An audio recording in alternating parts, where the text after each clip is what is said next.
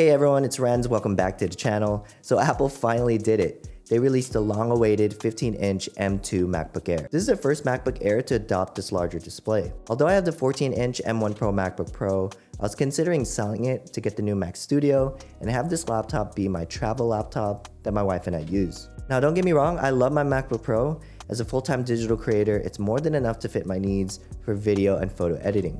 However, it is challenging to bring with me when I travel since it's pretty heavy. And also, a majority of the time, it's actually just stationary at my desk. That's why I figured maybe it's time to upgrade to the Mac Studio and have this new laptop be my go-to travel and casual just work from anywhere laptop. In this video, we'll be unboxing the MacBook Air and giving you guys some of my first impressions of what I think is one of the best bang for your buck laptops. So let's get right into it. So the MacBook Air M2 starts at $1299 for the base model. This base configuration includes an 8-core CPU, 10-core GPU, 16-core neural engine, 8GB of unified memory, and 256GB of SSD storage. In the box, you get a nice braided cable that matches the color of your MacBook, a 35-watt dual USB-C port power adapter, and some good old Apple stickers. That's also in midnight, which is a nice touch. If you're thinking about what specifications to upgrade, I always recommend upgrading the RAM since you can work off of external SSDs for extra storage. I use this SanDisk Extreme SSD and the Samsung T5 SSD. The reason you should prioritize upgrading the RAM is because you're kind of stuck with it forever and you can have peace of mind ensuring your MacBook is going to last you for years to come. If you are planning to use this on the go a lot, I recommend opting in for the 70-watt USB-C power adapter, which you can charge your battery up to 50% in about 35 minutes. This is useful since it's quicker to charge. The 35-watt dual port adapter is also useful if you're planning on charging two devices at once. If you want the best of both worlds though, this 65-watt charger from Ugreen comes in clutch since it has 4 ports to charge up to 4 devices. I love using this, especially when I'm traveling, since it's so compact. Now I will be making a dedicated video on my recommended accessories that I use for my MacBook, so stay tuned for that in the coming weeks.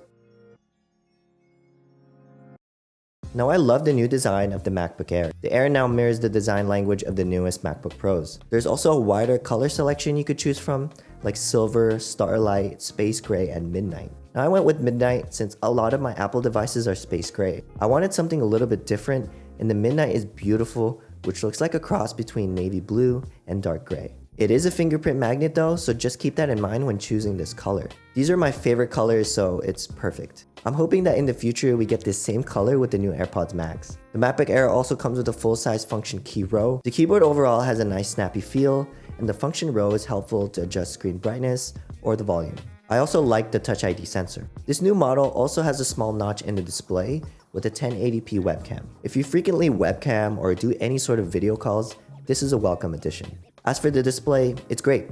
It gets bright enough indoors, and even with my big windows, it holds up quite well. This larger display makes streaming content, browsing the web, and doing work at home really enjoyable. So the ports for the new MacBook are still 2 Thunderbolt 4 ports on the left, together with a separate MagSafe charging port. On the right side, you have a standard headphone jack. Despite its larger size and additional weight, this is still one of the thinnest and lightest laptops, weighing in at about 3.3 pounds. Here's a comparison with my M1 Pro MacBook Pro. The Air is significantly lighter and thinner. This is one of the biggest selling points for me. So far, I'm loving the nice lightweight design of the Air. Although it's slightly bigger, I love how thin it is. If the ports on the Air is not enough, my go-to hub I use is from Satechi. This hub has a ton of useful ports like HDMI, SD card slot, USB ports, and more. This will definitely be my go-to travel accessories along with that Ugreen charger from earlier. I felt the lighter weight instantly when I put the MacBook Air in my backpack. However, one minor drawback I noticed is the display.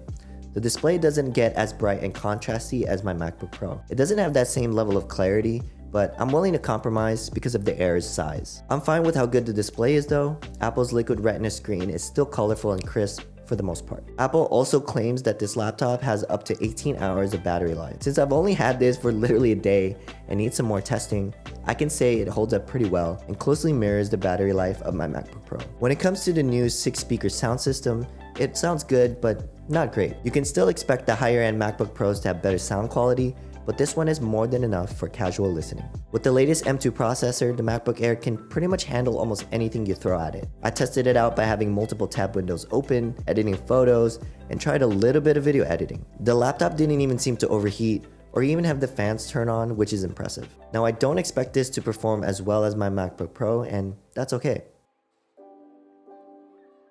So wrapping up, the MacBook Air 15-inch with the M2 chip is undoubtedly an impressive machine. Its sleek design, powerful performance, pretty good display, and long-lasting battery make it a top choice for both professionals and casual users alike. While the MacBook Air 15-inch may not introduce any groundbreaking features, it remains one of the top choices among the 15-inch laptops. I can totally see Apple selling a lot of this laptop this year because of its $1299 price tag. You don't have to shell out a lot of money just for a larger display, which is really good. For those seeking a smaller MacBook, the $1099 MacBook Air offers similar performance to its 15-inch counterpart. However, if you need more performance, for example, heavy design work or heavy video photo editing, the entry-level MacBook Pro 14-inch is a better choice. Now for me though, as a travel and everyday laptop, I think this is one of my favorite laptops to come out in recent years. If you're in the market for a 15-inch laptop and want the best of what Apple has to offer, the MacBook Air 15-inch with the M2 chip is definitely worth considering. It may not be revolutionary, but it excels in all the areas that matter. So that's my first impressions of the new 15-inch M2 MacBook Air. Thank you for watching, and be sure to like and subscribe for more tech reviews. Until next time, take care guys, peace.